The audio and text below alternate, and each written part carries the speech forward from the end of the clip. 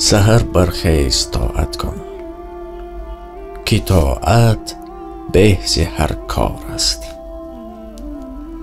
سعادت آن کسی دارد که پیش از صبح بیدار است. دلم گوید که برخیزم، زمین گوید که دم دم گیر، زمین را زیر پا آرم که آنجا امر جبار است. بابا بیبی می گفتن صبح از خواب برخیزید، تریزه ها را باز کنید تا فیض بیاید. این سخن بیبی و بابا همان به حکمت نیست. گمان میکنم همه شنیدیم. یا پدر مادر میگفتن یا بیبی بابا میگفتن که تریزه ها را در صبح باز کنید.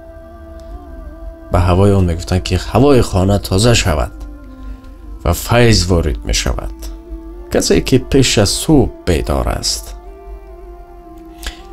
این را مردم زحمت کش درک میکنند. به همه شما سلامتی خواهان هستیم. دلور هستم. سر هفته کوشش میکنیم یک وقتی کوچک جدا کنیم تا یک برنامه کنیم، یک ذره هم باشد به مردم برسد. تا حال از روی تعریف نیست، تا حال به نفس کسی نرسیدیم. راستی چون استاد میگفت تیپه خودمان را تعریف میکنیم، به کوی دیگران کاردار نیستیم. همین تیپه خورده ککمان برای ما بسنده است، اما به کوی بزرگ دیگران کاردار نیستیم. دیروز تصمیم گرفتم که اطراف بلاگرها گپ زنم، اما 100 بار فکر کردم با اون خاطری که شاید کسی مرا نادرست نفهمد.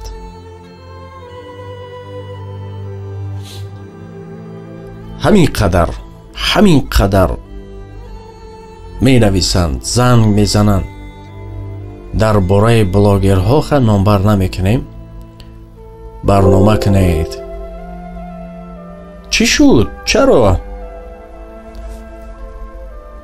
میگویند یک نمود است به گفتی بلاگرها پرانک. اینها پرانک نوار میگرفتن. من نمیدونم کوچه ها میبرن مردم را یا مسخره میکنن یا میسنجن یا چیزی دیگر. از این دیگر تماشابین های ساده کیفیت میبرن. در حقیقت با من چند تاش را روان کردن، اما یک چی میگویم، وجدان آدمی بناموس نمیبردارد. باور کنید من نمیدونم هر طوری که میفهمید تا همین دم هر انسان رفتارش، گفتارش، کردارش معین میکند که بودنش را.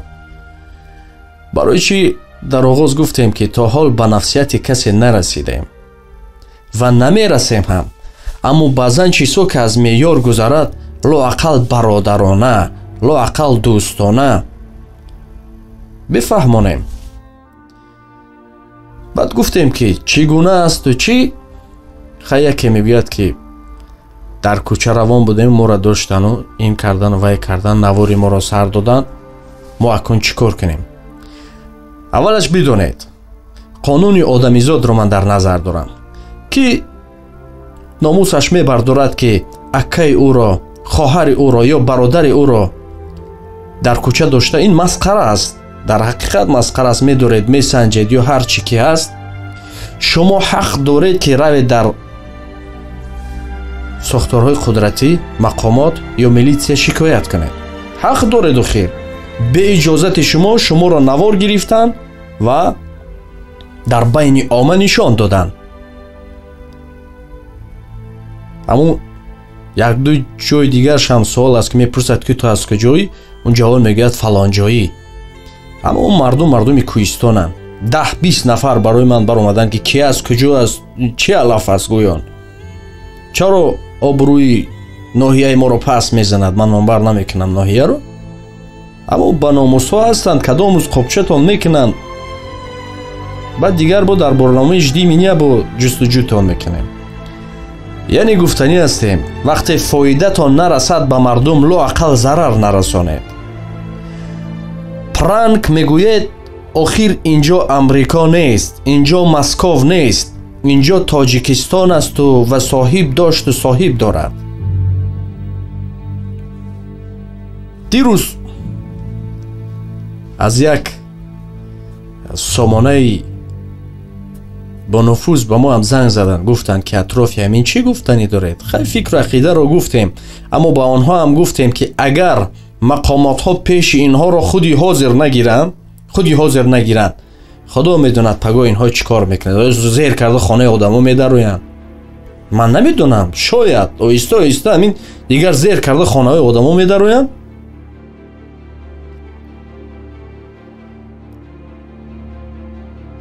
ҳамин як порчаашро дар ҳамон ҷо тамошо мекардем. баъд як мӯйсафед бо гуфт инҳо худо надоранд. гапи ӯ ҷон дошт. вақте ки дашномшон мекунанд эътибор намедиҳанд, чунки шахси баномус намебардорад ин чиро. вақте ки набардошт, то баъд аз худо битарсед. боз мегӯем охир ҳамин блогер ки шудед, ҷомеаро нигоҳ кунед. масалан, мисол, вақте ки дар шаҳр мегардем, либоспӯшиамонро медонем. рафту бачаҳо бошанд, тани шортӣ гарданд, майка гарданд, боке надорад. аммо агар ҳамин гуна ягон ноҳия ё тарафҳои кӯҳистон раванд, на охир, чун намебардорад. ҳамон нигоҳ карда либос пӯшида мераванд. шумо ҳам ҷомеаи Тоҷикистонро дида пас кор кунед. охир ман намедонам, ин қадар ҷавонои зебо ҳастед, ин қадар ҷавонои лаёқаманд ҳастед, ин қадар мухлис доред, подписчик мегӯед, обуна, ин қадар ҳаводор доред ва пас коре кунед ки лоақал ба номи некии шуморо дар ёд оранд. ҳар корро ҷиҳати бигзор, аммо шӯхиомез ягон роҳи тарбияро гиред. ҳамин бигзор шӯхиомез бошад, аммо баъзан шӯхиҳои талх аст. ба ин роҳ ақаллан роҳи тарбияро гиред. бовар кунед, як нафару ду нафару се нафар аз уҳдаи ин корҳо намебарояд. тамоми давлатҳои пешрафта тарбияи ҷавононашро ба воситаи ҳамин блогеро, ба воситаи роликҳои хурдакак пеш бурда буд. ина хонед боз мефаҳмед. аммо ман ба ин хотир гуфтаистам, рӯз аз рӯз блогерҳои фаҷ баромадастанд, рӯз аз рӯз. пас вақте ки ба мо муроҷиат мекунанд, ман ки ҳеҷ кас ҳастам, ё ки баъдан ба монанди онҳо мухлис, обуна чиҳо надорам. агар мо гап занем, шояд гӯянд ки аз бахилӣ аст, шояд гӯянд чизи дигар. аммо муҳим нест. вақте гуфтем ки аз меъёр гузашт, бо каме ҳам бошад худдорӣ кунед. ҳазорҳо нақшаи дигар аст, ҳазор роҳи дигар аст барои пранк кардану дигар чиз. бароед кӯча пурсед ки яке мардума суруди миллиро медонӣ, мисол, ё ки бузургон ки ҳастанд, дар пул чанд фикр кунед, хело зиёд аст. аммо ба тамошои ӯ мардум ба худ чизе ҳам мегирад, нафарое ки намедонистанд ё чиз. охир вақте ки бесаводмон мегӯянд, ҷавононро аксарияти моро қар мебиёяд. охир вақте гуфтанд ки ояндаи Тоҷикистон ҳастем, ва пас оянда бошем. оянда медонед маънеаш чӣ аст? хуб дарк кунед, баъд мефаҳмед.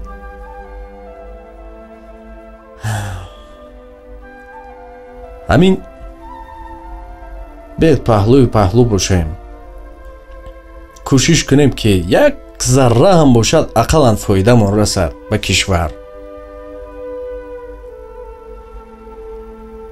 медонам ба аксарияти шумо намефорад, аммо як бор мегӯем, аз мо гуфтан асту дигар ҳаволотон ба худо.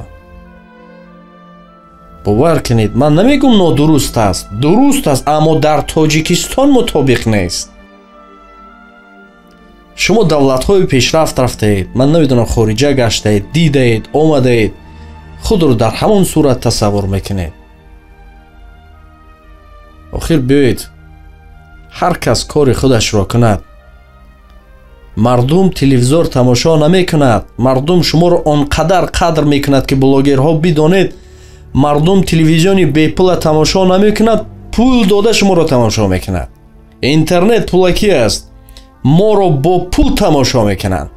пас мардум ки пул дод, аз ӯ биёд як чизе ҳам ба мардум бидиҳем. вақте як кас медиҳад мегирем, чизе надиҳем, худамон шарм намедорем.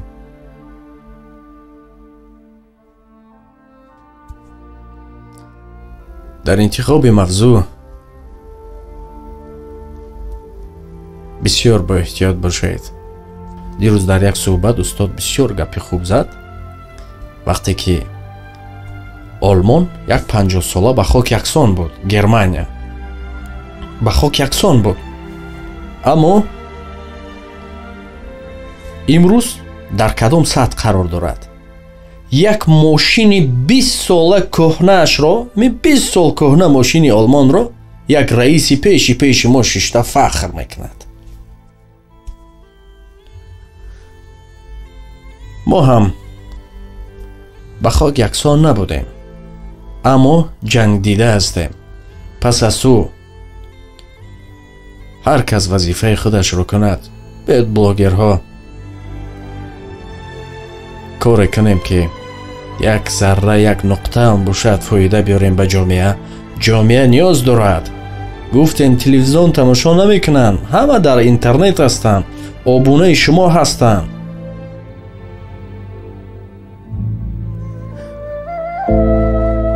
гумон мекунам ки сахт гап задам.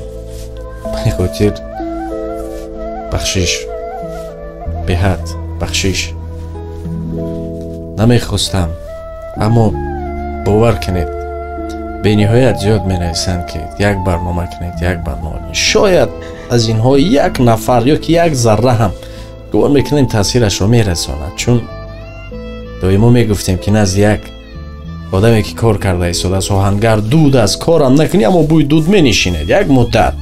шояд як зарра ҳам. ҳамин қадар бузург дорем, чаро аз бузургон барнома намекунед? бузургони моро агар гирем, шояд як 10 сола барнома шавад, тамом ҳам намешавад.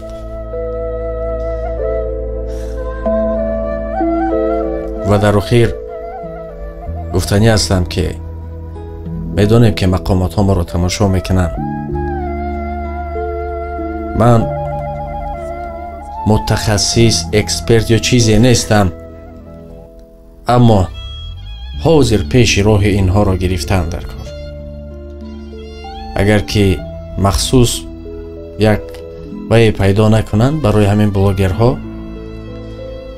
инҳоро ҷарима кардан лозим нест. аслан инҳоро 1 моҳ 2 моҳ шинондан дар кор, телефонҳояшонро аз даст мегиред. шумо тасаввур кунед ки дар хона як рӯз 2 рӯз шуморо маҳкам кунад, бе ҳеҷ ҳамин хешинед, баъд мефаҳмед, фикр мекунед, ақл ҷош мебиёяд, баъд шояд кор, рафтор, гуфтортон дигар бишавад.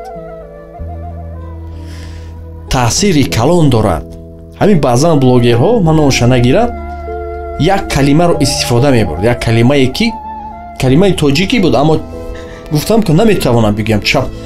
20% ҷавон ҳамун калимаро истифода мебарад имрӯз, ба монанде ки прическаҳо як замон Титаник буд аз паси ҳамун филм. яъне ки мардум дид мекунад, мардум дид шунид мегӯяд. барои ҳамон ин таъсири бузург дорад. интихоб кунед ба кадом роҳ мардумро мебаред. худро эҳтиёт кунед, бо мабодо ба мо ҷавоб нагардонед. бахшиш пурсидем ва номи касеро нагирифтем. баъзан ҳастанд ба монанди девори намкаш нам мекашанд. мо дар шакли кул гап задем, яъне ки ома гап задем. номи касеро нагирифтем, касеро дашном надодем, фақат тавсия додем, тавсияи дӯстона. ин нафароне ки гап мезананду ё корҳо мекунанд маҳорат надоранд ба монанди шумо ин қадар мардумро ҷамъ кардан.